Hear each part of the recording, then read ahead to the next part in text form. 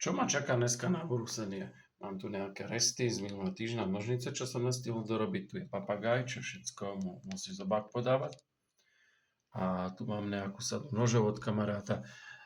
Táto sada je úplne strašná v tom, že má tieto gumené výstupky z rukovete. Rukovetko je duté a je vyplné touto gumou a normálne to smrdí, zapácha to. Neodporúčam to, je to nehygienické. Nožíky boli poznať, že boli predtým brúsené na takom večku, kde sa to ťahalo, tlačilo, takže tuto vždycky iba mali kúsok materiálu na tomto mieste. Nožíky sú teraz celku pekne nabrúsené a majú zo pár zúbkov, takže ich trochu zrovnám.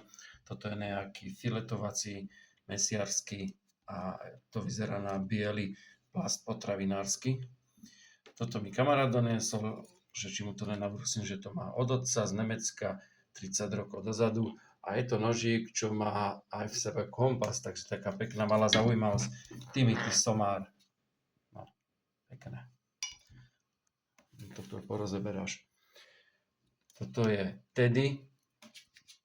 Ten nožík nemá žiadnu hodnotu, jeho hodnota je len v tom, že má otvárať. Ja sa ho bojím aj zatlačiť, aby som ho nezlomil.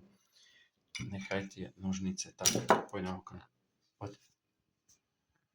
Poď, si môžeš vykrikovať po holuboch. Tak. To je úplný šuvik za dvečka, ale dá sa s ním pivo otvoriť. A toto je najlepší nožík na Slovensku, čo sa dá kúpiť za 6 €. Je najhodnotnejší, je z Lidlu, je to Rocktail a jeho obrovská výhoda je v tom, že má v sebe zapalovač. Takže ozaj veľkú výpovednú hodnotu. Za 6 € je k tomu takéto pekné masívne plastové puzdierko dolné. A tu idem pre známeho brúsiť nejaký azijský nož, čo dostane ako darček. Tu sú tie resty. A tu máme chrápajúceho psíka, aby to bolo dostatočne roztomilé. A na ledinka. Budeš mi musieť jednu stoličku požičať.